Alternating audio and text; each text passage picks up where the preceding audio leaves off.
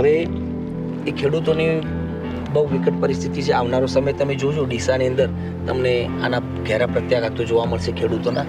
કોઈ ખેડૂતો સુસાઇડ પણ કરશે, મારું માનવું છે ત્યાં સુધી.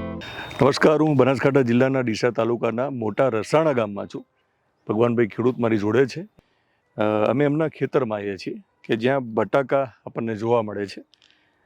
ખેતરમાં કેમ પડ્યા છે સાહેબ? ખેતરમાં આ બધું ટોટલ એક કોન્ટ્રાક્ટ ફાર્મિંગથી જ છે, પણ મંદિરનું વર્ષ છે એટલે કંપનીઓ જે કોન્ટ્રાક્ટ કરે છે એમને પણ ચાલતા મળે છે. એટલે અત્યારે નીચા ભાવ છે એટલે આ બટાકાની કોઈ કદર કરતું નથી. કોન્ટ્રાક્ટ ફાર્મિંગ છે, એમને લેવું જ પડશે અમારી જોડે 250 રૂપિયા. પણ હવે અત્યારે આમાં દર વખતે એવું છે કે ગ્રેડિંગમાં આ વખત ટાઈટ, એટલે કે અમુક 40 mm થી સામાન્ય ઝીણવતો પોતે રિજેક્ટ કરે છે અને ખેડૂતોને બહુ પરેશાન કરી રહ્યા છે. અત્યારે પરેશાની કઈ રીતે થાય છે? કારણ કે અહીંયા આ બટાકા પડ્યા છે એનો મતલબ એવો છે કે એમને અત્યારે જરૂર નથી. એમને જરૂર નથી, ખેતરમાં પડ્યા છે તો લોકોને લાગતું હશે ખેતરમાં ભલે પડ્યા હોય, પણ ખેતરમાં જ્યાં સુધી બટાકા પડ્યા હોય ત્યાં સુધી બીજો પાક ના લઈ શકો? ના, બિલકુલ. હવે અત્યારે અમારે આમાં બાજરી, મગફળી વાવી છે. જ્યાં સુધી આપ જુઓ ખેતરમાં બોરીઓ પડી છે ત્યાં સુધી અમે આમાં કઈ ઓરવણ કે પિયત કરી શકવાના નથી. તમારી કેટલી જમીન, કેટલા વીઘા જમીન રોકાઈ ગઈ છે અત્યારે? અત્યારે જુઓ તો ઓલમોસ્ટ બધી જ અમારી 15 વીઘાની અંદર આમાં પડ્યા છે, થોડા કટ્ટા આમાં પડ્યા છે અને અધૂરામ પૂરું. ગઈ પરમ દિવસે એક ટ્રેક્ટર ગયું હતું, એ રિજેક્ટ કર્યું હતું. અમારા જે 10 થી 12 લેબર હતા એમને ત્યાં ગ્રેડિંગ માટે મૂકવા પડ્યા છે. અને એ ગ્રેડિંગની પર સાહેબ આપ દશા જુઓ ને તો કોલ્ડ સ્ટોરેજથી બહાર રોડ ઉપર જ્યાં તમને અનુકૂળ લાગે ત્યાં તમે ખોલી ગ્રેડિંગ કરી આપો. એટલે 2 દિવસથી મારા 10 મજૂર આજે ત્યાં ગ્રેડિંગમાં ગયા છે. બરાબર. તો હું સમજુ ત્યાં સુધી અહીંયા જે શોર્ટેજ થાય છે અને ગ્રેડિંગ એટલે એમને નક્કી કરેલા જે ક્રાઇટેરિયા હશે, જે માપદંડ હશે, બરાબર, એ પ્રમાણેનું બટાટા ત્યાં ન જાય તો લોકો પાછા મોકલે છે. માનીને ચાલો કે એમને કોન્ટ્રાક્ટમાં તમારી પાસે આ બધું લખેલું હશે ને તમારી જોડે સિગ્નેચર લીધી હશે, પણ સામે એમની પણ ફરજ છે ને કે તમે ત્યાં લઈને જાઓ છો. કેટલા કિલોમીટર જવું પડે? 35 કિલોમીટર. 35 કિલોમીટર ગયા પછી ના પાડવામાં આવે તો ખેડૂત, મોટા ભાગનો ખેડૂત શું કરે છે? પાછો આવે છે લઈને? પાછો લઈને આવે તો સાહેબ તમે જુઓ કે અહીંથી ગયું ટ્રેક્ટર અને ફેર રિટર્ન લાવવાનું કોસ્ટ, એનું ચડાવવાની અને ટ્રેક્ટરનું ભાડું ખેડૂત ઉપર નાખે છે. એટલે સામાન્ય 8 થી 10 હજાર રૂપિયા ચડી જાય. અને આમાં વસ્તુ એવી છે કે આ 1-2 માણસથી તો કામ થતું નથી. જ્યારે અમે હાર્વેસ્ટ કરતા હોઈએ છીએ ત્યારે મારી જોડે 15-20 લેબર હોય છે. હવે દરેક લેબરને આપણે એમને કીધેલું જ હોય કે 40 mm થી નીચેની સાઈડનું લેવાનું નથી, પણ એવી કોઈ એકાદ તગારામાં એવી 1-2 બટાકા આવી જાય તો બોરીની અંદર 1-1.5 કિલો હેજી આપણે કોઈ જાણી જોઈને નહીં પણ ભૂલથી પણ બટાકો અંડર સાઈઝ આવી જતું હોય છે. અને એ જાય છે ત્યારે અત્યારે મંદિરનો માહોલ છે એટલે એકદમ ચેકિંગ સઘન કરે છે અને રિજેક્ટ કરી અને ટ્રેક્ટરને 2 દિવસ સુધી. ઓકે, મંદી ના હોય માનો કે, અને ચાલે સાહેબ તો લઈ લે છે. બિલકુલ. તો સામેથી એમને ફટાફટ માલુમ ઉપડી જાય કે એમને એમ જ છે કે બીજાની વેચી મારશે. અને જ્યારે મંદી હોય છે એટલે એમને ખબર છે કે અત્યારે કોઈ લેવા વાળું નથી, એટલે જેટલી દાદાગીરી કરવી હશે એટલે ખેડૂત સહન કરશે. એ કંપનીઓ આ બટાકાનું વેચાણ ક્યાં કરે પછી? લગભગ બટાકાની કંપનીઓ જે પ્રોસેસિંગ વેરાયટીમાં જે ગુજરાતમાં છે ને એ પોતાના જ પ્લાન્ટ છે અને પોતાની જ વેરાયટીઓ કઈ ચિપ્સ બનાવે છે. અને અમુક કંપનીઓ પોતે સીધો માલ પણ બીજી કંપનીઓને બહાર વિદેશમાં એક્સપોર્ટ કરતી હોય છે. અને મોલમાં વેચાય છે બટાકા? મોલમાં બિલકુલ વેચાય છે. ઓકે. એ લોકો ભાવ ત્યાં ઓછા નહીં કરે મોલમાં? ના, ત્યાં નહીં કરે. તો મિત્રો, કોન્ટ્રાક્ટ ફાર્મિંગની આખી મજા સમજવાની જરૂર છે કે કોન્ટ્રાક્ટ ફાર્મિંગ પ્રમાણે એમની પાસે જે કરાર થયા હશે અને જે સહી સિક્કા થયા હશે એ પ્રમાણે એક સમય એ સાચા છે કે ભાઈ જ્યારે નક્કી કરેલા માપદંડથી નાના કદનું જો બટાકું હોય તો એ લોકો નહીં લે. બરોબર. પણ જો તેજી હોય ને સારા માર્કેટમાં ભાવ મળતા હોય તો લઈ લેવું છે. અને લઈ લીધા પછી કયા ભાવે તમારી પાસેથી લે છે? 250 રૂપિયા. 250? 12.5 રૂપિયા કિલો. 12.5 રૂપિયા કિલો. અને એ કેટલા ભાવે વેચે? હવે એ તો પ્રોસેસિંગ કરીને એ તો હજારોમાં ઉત્પાદન, મતલબ એનું ખાલી મોલમાં વેચે તો છૂટક ખાવા માટે ડબલ તો કરતા જ હશે. ડબલ તો કરતા હશે. ત્યારે ક્રાઇટેરિયા ક્યાં જાય છે? જ્યારે ગ્રાહકોને તમે ખવડાવો છો ત્યારે ક્રાઇટેરિયા ક્યાં જાય? 10 ગ્રામનું પેકેટ 10 રૂપિયામાં વેચે છે, જ્યારે અમારી જોડે 20 કિલો 250માં લઈ જાય છે કંપની. એટલે ખેડૂતનો તાપ વિચારો કે આની અંદર એની મહેનત 3 મહિનાનો ઠંડી, તાપ, ગરમી બધું જ સહન કરે છે. ઓકે, વેફરનું જે 10 રૂપિયાનું પેકેટ છે એમાં કેટલા બટાકા વપરાય? એમાં ઓલમોસ્ટ સમજો કે એક બટાકામાં 1 થી 2 એકાદ બટાકું 250 થી 250 ગ્રામ લીલું બટાકું હોય તો 10% કરે 20% એટલે 20 ગ્રામ બને કિલો. ઓકે.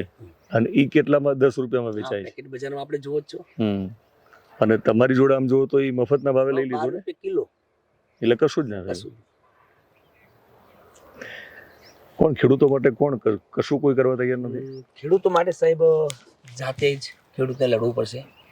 મારી જેમ પ્રાકૃતિક ખેતી કરીને પોતે જ પોતાના ભાવ નક્કી કરીને વેચું. હવે ખેડૂતને અત્યારે મારા જે બેગ ભરીને આપશું એ કંપનીમાં જશે એટલે કંપની ભાવ નક્કી કરે છે. હવે અત્યારે તો ખેડૂતો જ્યારે કોઈ પણ જણસ બજારમાં લઈને જાય છે તો ત્યાં થર્ડ પાર્ટી એનું જણસનો ભાવ નક્કી કરતી હોય છે. જે પ્રોડક્શન કરે છે એને પૂછવામાં નથી આવતું કે તમારે કેટલામાં પડતર પડી, તમારો નફો શું છે. થર્ડ પાર્ટી નક્કી કરે એ પૈસા ખેડૂતને લઈ લેવાના, એને પોસાય કે ના પોસાય. એટલે ખેડૂતની દશા તો ખરેખર આ દેશની અંદર બહુ વિકટ છે.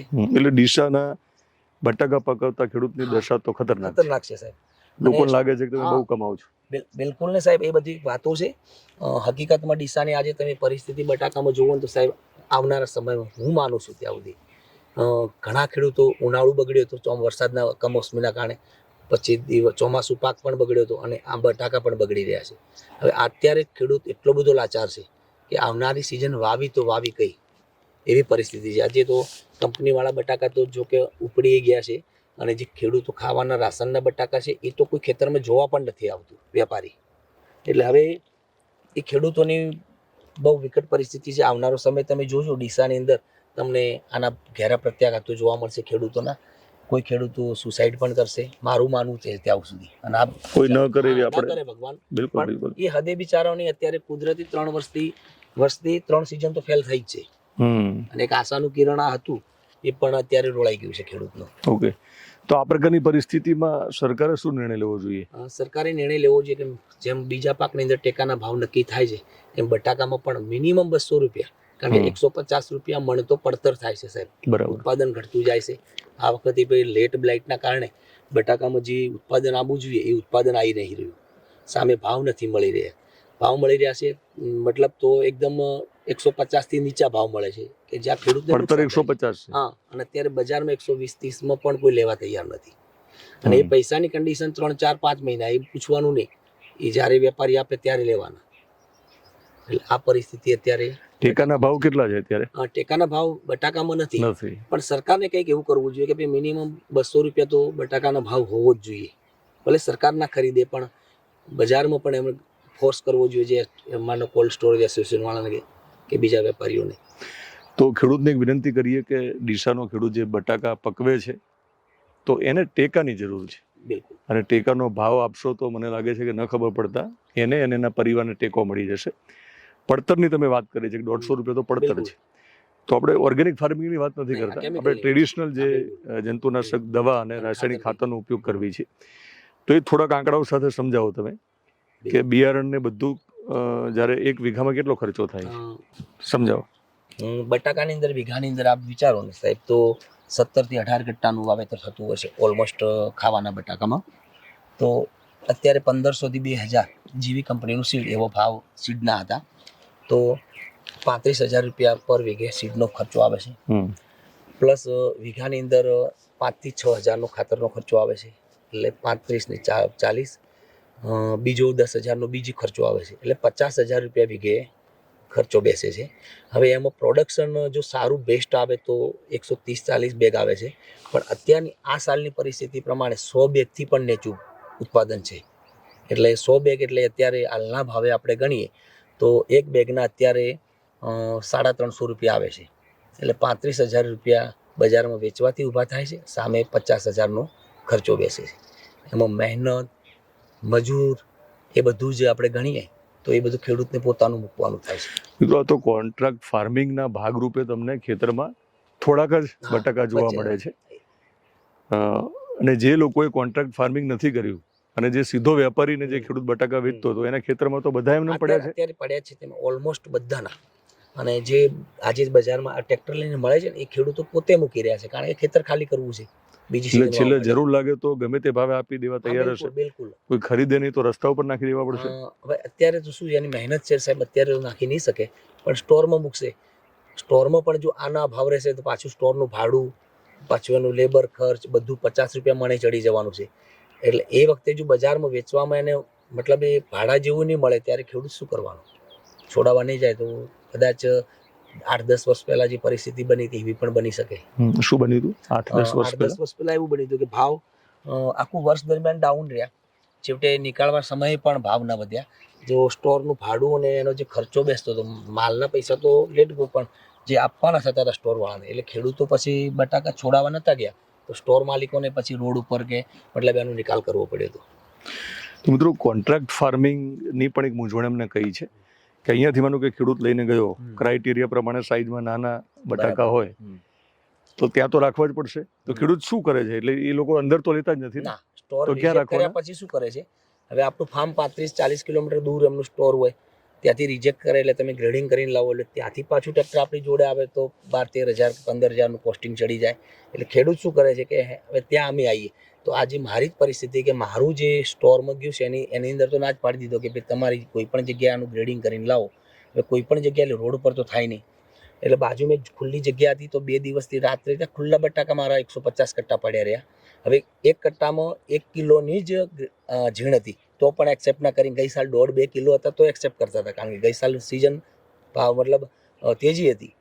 તો હવે એ અત્યારે 10 મજૂર કાલના 10 આજે 20 મજૂર અને 1000 રૂપિયા ઇક્વલીને મૂક્યા છે, એટલે એ કોસ્ટિંગ મારે 5000 કોઈની જગ્યાનો ઉપયોગ કરવાનો ને. એ જગ્યા તો કોઈ દયાળુ માણસ મળી ગયો, એને પાણીની એની વ્યવસ્થા કરીને ખુલ્લા તડકામાં ગ્રેડિંગ કરવાનું.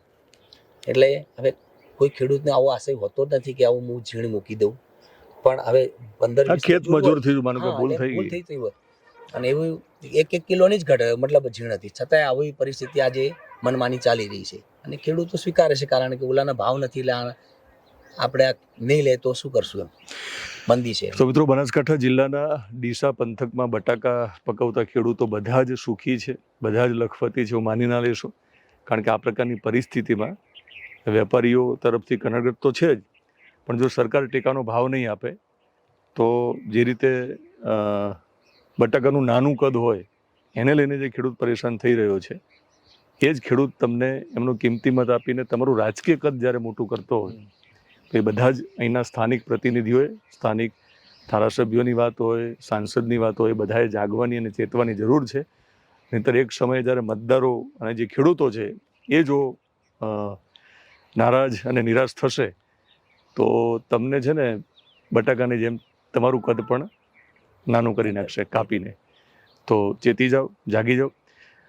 પણ એક સરસ એમને આપણને ઉપાય પણ બતાવ્યો છે અને આપણી જ ચેનલમાં એક બીજો વિડીયો પણ તમે જોયો હશે ને કદાચ હવે જોવાના પણ હશો, ન જોયો તો જોજો.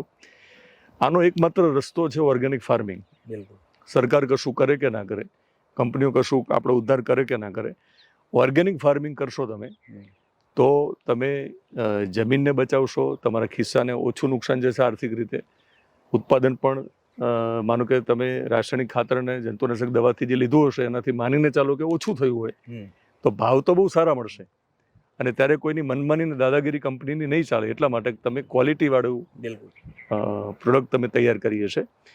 તો છેલ્લો અને એકમાત્ર ઉપાય છે પ્રાકૃતિક ખેતી. તો બધા ખેડૂતોને વિનંતી કરું છું કે પ્રાકૃતિક ખેતી તરફ આપણે વળીએ. ખેડૂત વિશેષમાં હું જ્યારે ફરી મળીશ ત્યારે આવા જ કોઈ વિશેષ ખેડૂત સાથે વાતચીત કરીશ, અથવા ખેડૂતોને લગતી અને ખેતીને લગતી વિશેષ વાતચીત કરીશ. યુટ્યુબમાં જોતા હોય તો આપણી યુટ્યુબ ચેનલને તમે સબસ્ક્રાઈબ કરશો, ફેસબુક પેજ અને ઇન્સ્ટાગ્રામમાં જોતા હોય તો ફોલો કરશો.